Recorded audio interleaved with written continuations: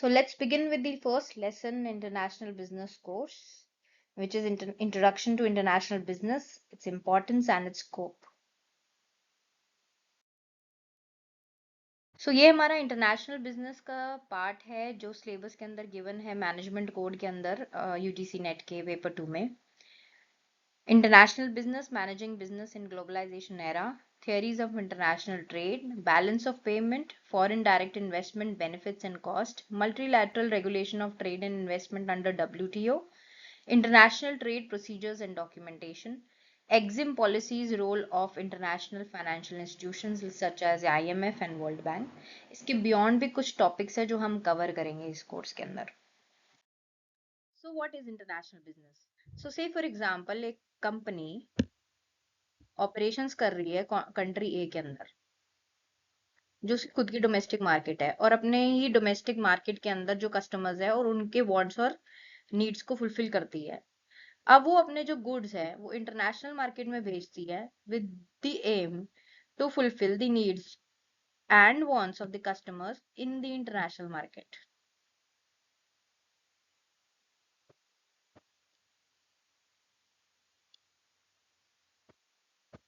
उसको हम international business बोलते हैं.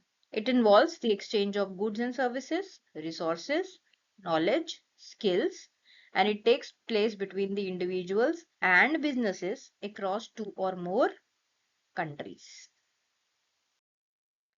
Moving on, what is the importance of international business? International business, the first जो point आएगा importance का वो है market expansion.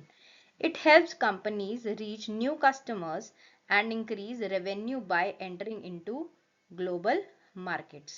Say for example, जैसे Netflix expanded from US to over 190 countries, increasing its subscriber base and revenue by offering localized content. जैसे Money Heist एक series थी Spain से और Sacred Games from India. So it helps companies to reach new customers and increase revenue by entering global markets. Second point being earn foreign exchange. Through the exports of goods and services all over the world, it helps to earn valuable foreign exchange. For example, TCS exports IT services globally and earns substantial foreign exchange, contributing significantly to India's service export earnings. Third point, access to resources. It enables firms to access raw materials, labor, technology that may not be available domestically. जैसे Apple source करता है raw material, Africa से लेता है cobalt, assemble करता है अपने products China में because of cheap labour, uses global technology partners, ऐसे रिसोर्सेज जो उसके पास डोमेस्टिकली प्रेजेंट नहीं थे तो कुछ उसने अफ्रीका से कोबाल्ट ले लिया रॉ मटेरियल, चाइना के अंदर चीप लेबर का इस्तेमाल करते हुए उसने असेंबल करे अपने प्रोडक्ट्स वहाँ पे. तो अगर मैं इंटरनेशनल बिजनेस अपनी बाउंड्री से बाहर जाती हूँ अपनी कंट्री से तो मैं एक्सेस कर लेती हूँ raw materials such as labour, technology, raw materials जो मेरे पास डोमेस्टिकली प्रेजेंट नहीं होते. Moving on, competitive advantage. Companies can capitalize on cost efficiencies, advanced technologies और specialized expertise from different countries. हर एक कंट्री की अपनी अपनी एक्सपर्टीज है और उसका हम यूज करते हैं इंटरनेशनल बिजनेस में और उस पर कैपिटलाइज कर लेते हैं. से फॉर एग्जांपल टोयोटा जो कंपनी है वो यूज करती है advanced manufacturing techniques and cost efficient production in countries like Thailand and Mexico, gaining a competitive edge globally.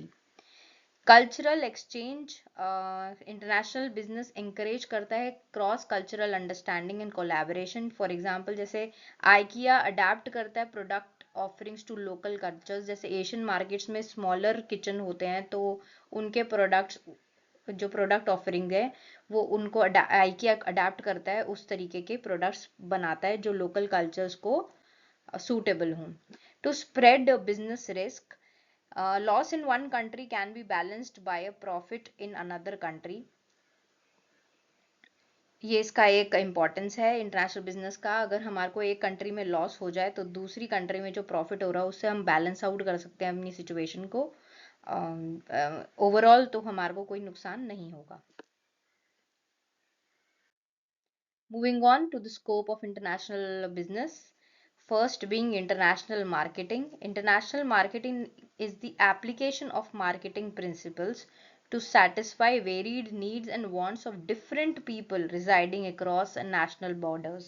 Obviously अगर मैं अपनी डोमेस्टिक मार्केट के कस्टमर्स और नीड्स को फुलफिल करती आ रही थी तो मैं उनको समझ पा रही थी, उनकी लोकल नीड्स को, उनकी प्रेफरेंसेस को समझती थी। लेकिन अगर मैं अपने गुड को गुड या सर्विस को अगर मैं इंटरनेशनल बॉर्डर्स पे लेके जाऊँ, बियॉन्ड डोमेस्टिक बॉर्डर्स लेके जाऊंगी, बाहर की कंट्रीज में अपना गुड्स और प्रोडक्ट को, सर्विसेज को पहुंचाऊंगी, तो वहाँ के मेरे को प्रेफरेंसेस समझने बहुत ज़रूरी हैं। से फॉर एग्जांपल जैसे इन इंडिया मैकडोनल्ड जो है ऑफर करता है McAloo tikki and paneer wrap to cater to vegetarian preferences and avoid beef respecting cultural and religious sentiments. International finance and investment. International finance is a section of financial economies that deals with monetary interactions that occur between two or more countries. जैसे IMF and IBRD जैसे international organizations हैं जो deal करती हैं financial economics, जो monetary interactions होते हैं between two और मोर कंट्रीज उनके साथ डील करती है। Foreign exchange. Foreign exchange is the trading of one currency for another. For example, one can swap US dollar for a euro. So it's the scope of international business. Last being global HR. It is an umbrella term that includes all aspects of an organization's HR, payroll, and talent management process operating on a global scale. It is very important for a company to understand जिस country में वो जा रहे हैं वहाँ के HR policies, वहाँ की ह्यूमन रिसोर्स को पहचानना समझना बहुत ज़रूरी होता है। जिसकी वजह से जैसे वॉलमार्ट फेल हुई थी जर्मनी में, क्योंकि वॉलमार्ट इम्पोज करती थी US style HR practices like morning chants, ignoring Germany's strong labor unions and misreading local customer behavior, जिसकी वजह से उसको ह्यूज लॉस हुआ था वॉलमार्ट को जर्मनी में, और उनको इवेंचुअली एग्जिट करना पड़ा था मार्केट से।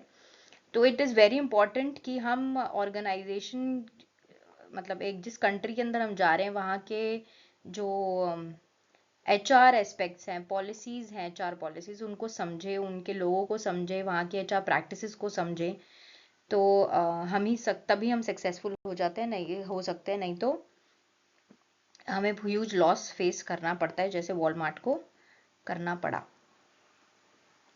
सो this is it for the lesson number 1। Lesson 2 में हम मोड्स ऑफ एंट्री से स्टार्ट करेंगे। So will meet you soon.